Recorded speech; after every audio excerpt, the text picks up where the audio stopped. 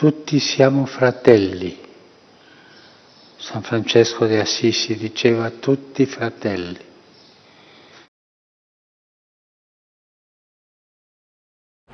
En el nombre del Padre, del Hijo y del Espíritu Santo. Amén. Queridos hermanos, continuamos en el capítulo 7. Vamos a ingresar al apartado sobre todo con los últimos.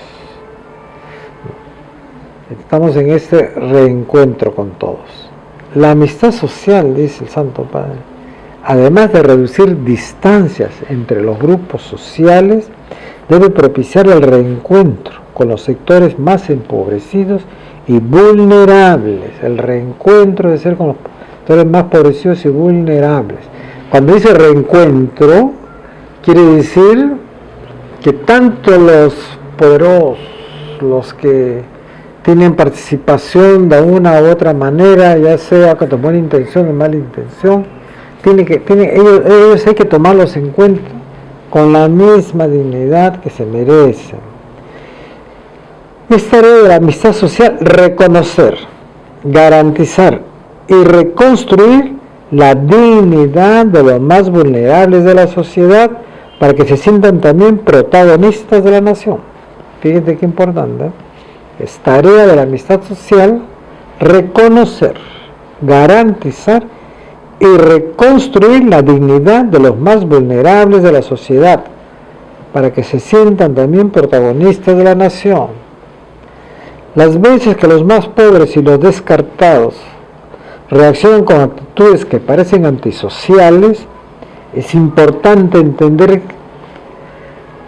que muchas veces estas reacciones tienen que ver con una historia de menosprecio y de falta de inclusión social.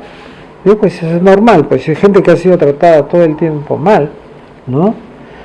Entonces ya están acostumbrados a vivir en la desconfianza, que nunca se les escucha, que siempre se les ofrece el oro y el moro, pero al final se olvidan de ellos, ¿no?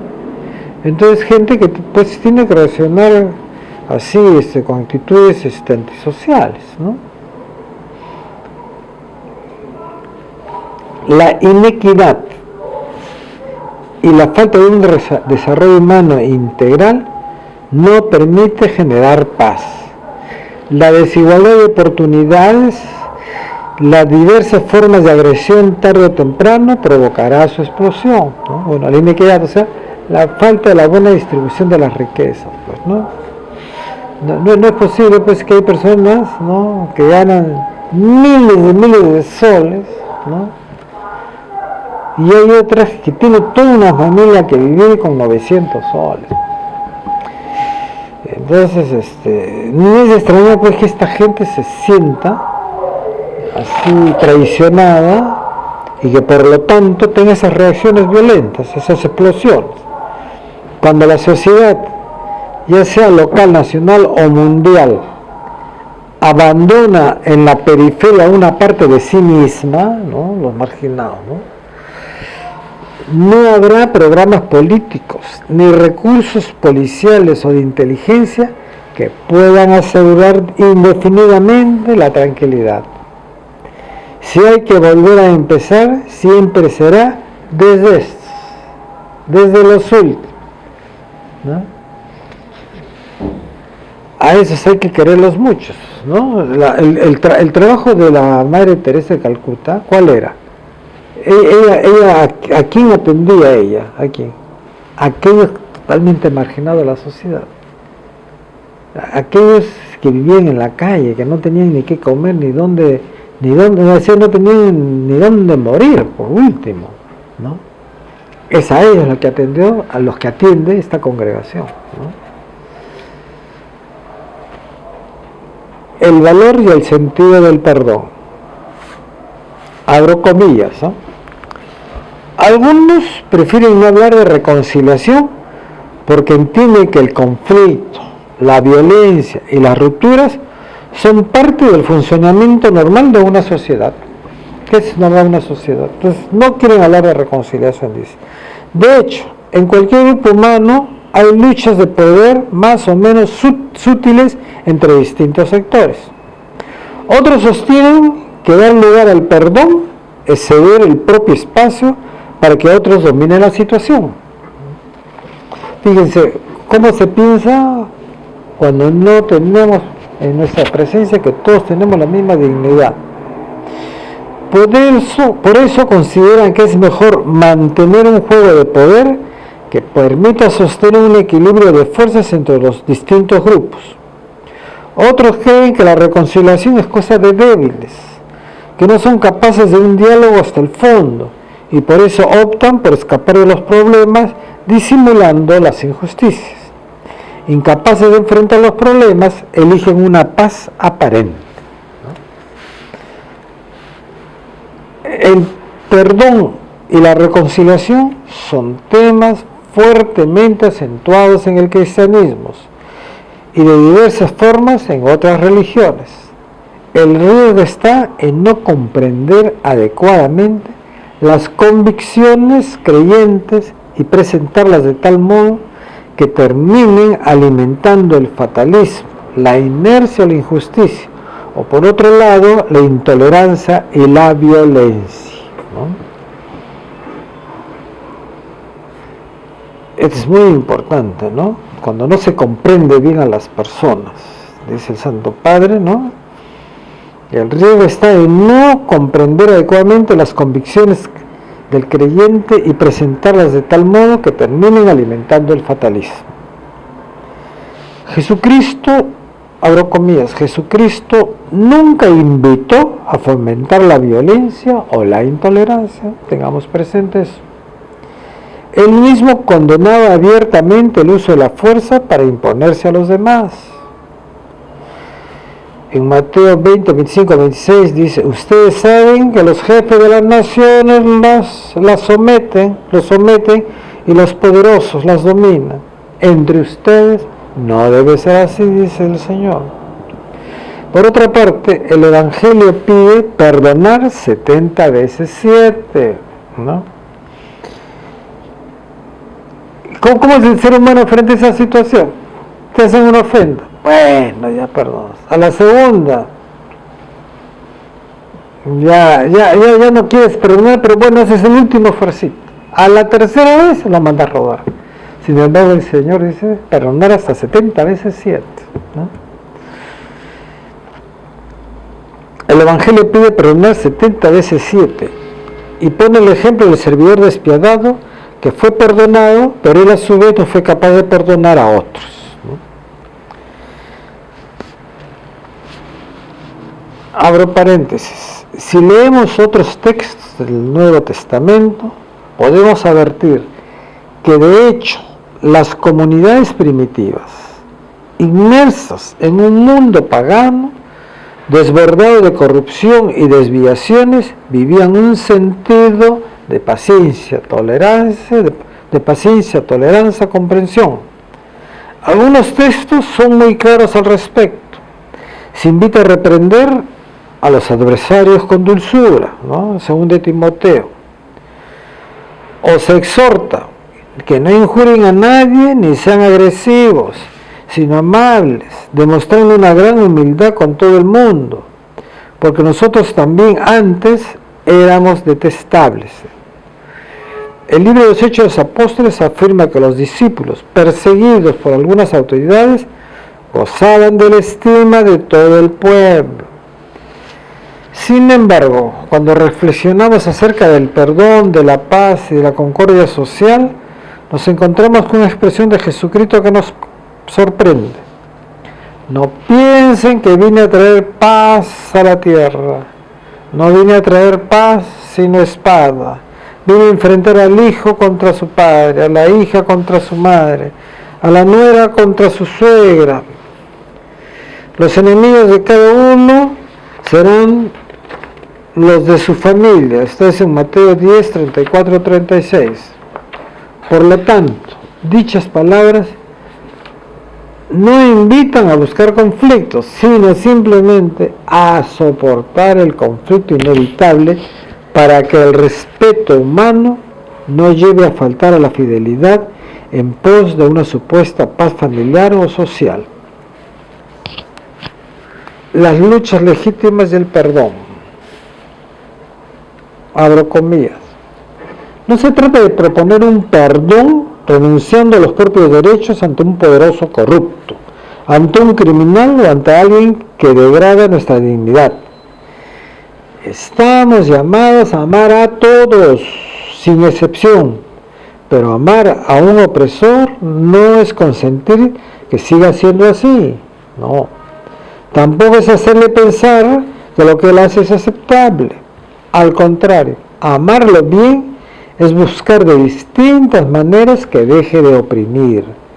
Es quitarle ese poder que no sabe utilizar y que lo desfigura como ser humano. Perdonar no quiere decir permitir que sigan pisoteando la propia dignidad y la de los demás, o dejar que un criminal continúe haciendo daño. Quien sufre la injusticia tiene que defender con fuerza sus derechos y los de su familia, precisamente porque debe preservar la dignidad que se le ha dado, una dignidad que Dios ama. Si un delincuente me ha hecho daño a mí o a un ser querido, nadie me prohíbe que exija justicia y que me preocupe para que esa persona o cualquier otra no vuelva a dañarme ni haga el mismo daño a otros. Corresponde que lo haga, y el perdón no solo no anula esa necesidad, sino que la reclama. La verdad es que ninguna familia, ningún grupo de vecinos o una etnia, menos un país, tiene futuro si el motor que los une convoca y tapa las diferencias. Convoca y tapa las diferencias, es la venganza y el odio. No podemos ponernos de acuerdo y unirnos para vengarnos, para hacer al que fue violento lo mismo que él nos hizo, para planificar ocasiones de desquite bajo formas aparentemente legales. No debemos hacer eso. Así no se gana nada y a la larga se pierde todo, ¿no? No podemos ponernos de acuerdo y unirnos para vengarnos, porque ya entramos en conflicto. Pues ya tú te vengas y el otro responde de la misma manera. Lo que tenemos que aprender es actuar, ¿no?, con amabilidad, como hemos dicho, para que la otra persona también responda con amabilidad. Y en ese diálogo, entonces ahí sí se crece. Ahora hay mucha violencia, ¿no?, para planificar ocasiones de desquite bajo formas aparentemente legales. Bueno, es lo que vemos en nuestro país, ¿no?, continuamente, ¿no?, para conseguir ciertos privilegios, sobre todo manejados por el mundo de la economía, de los negocios. Así no se gana nada y a la larga se pierde todo. El conflicto con la secuela de injusticia y desconfianza solo se debe vencer con el bien, nunca con la venganza y aplicando otro mal, ¿no?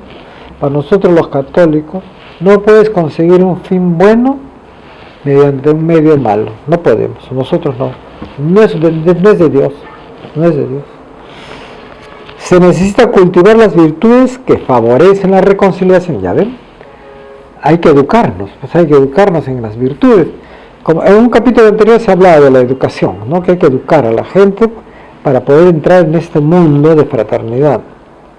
Se necesita cultivar las virtudes que favorecen la reconciliación, la solidaridad y la paz. La bondad no es debilidad, dice, sino auténtica fuerza capaz de renunciar a la venganza, ¿no?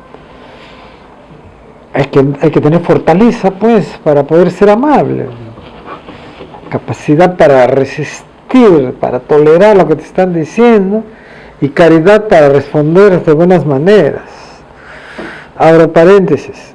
Es necesario reconocer en la propia vida que también ese duro juicio que albergo en mi corazón contra mi hermano o mi hermana, esa herida no curada, ese mal no perdonado, ese rencor que solo me hará daño, es un pedazo de guerra que llevo adentro, es un fuego en el corazón, hay que apagar para que no se convierta en un incendio. Cuando los conflictos no se resuelven, sino que se esconden o se entierran en el pasado, hay silencios que pueden significar volverse cómplices de graves errores y pecados. Pero la verdadera reconciliación no escapa del conflicto, sino que se logra en el conflicto. Reconciliación es porque hay un conflicto, pues. Entonces la reconciliación se logra en el conflicto, superándolo a través del diálogo y de la negociación transparente. Diálogo, ya hemos visto cómo debe ser el diálogo. De la negociación transparente, si hay negociación que sea transparente, pero es una negociación que detrás hayan intereses personales del grupo, de ser transparente, sincera y paciente. La lucha entre diversos sectores, siempre que se abstenga de enemistades y de odio mutuo, insensiblemente se convierte en una honesta discusión. Siempre que se abstenga de enemistades y de odio mutuo, insensiblemente se convierte en una honesta discusión fundada en el amor a la justicia. Reiteradas veces propuse un principio que es indispensable para construir la amistad social. La unidad es superior al conflicto. La unidad no es apostar por un sincretismo, ni por la absorción de uno en el otro, es importante.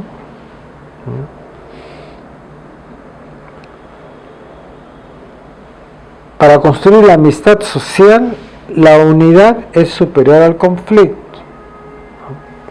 No es apostar por un sincretismo. En el conflicto no es cuestión de que se junten las cosas, ni por la absorción del uno al otro, ¿no? Al otro, así con mucha suavidad, mucha sutileza, absorberlo, sino por la resolución en un plano superior que conserva en sí las virtudes valiosas de las polaridades en pugna. Sabemos bien que cada vez que las personas y las comunidades aprendemos a apuntar más alto de nosotros mismos y de nuestros intereses particulares, la comprensión y el compromiso mutuo se transforman en un ámbito donde los conflictos, las tensiones e incluso los que se podrían haber considerado opuestos en el pasado pueden alcanzar una unidad multiforme que engendra nueva vida. La reconciliación es un hecho personal. A un ente comunitario no se le puede exigir por ley que perdone, pero sí debe promover en la sociedad el perdón, pero nunca el olvido.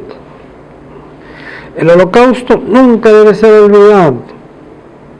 Fíjense ustedes hasta qué punto puede llegar la maldad humana cuando, guiados por ideologías nefastas, olvida la dignidad fundamental de la persona que merece respeto absoluto, independientemente del pueblo al que pertenece o a la religión que profese.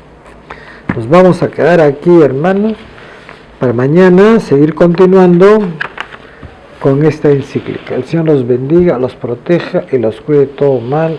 Amén.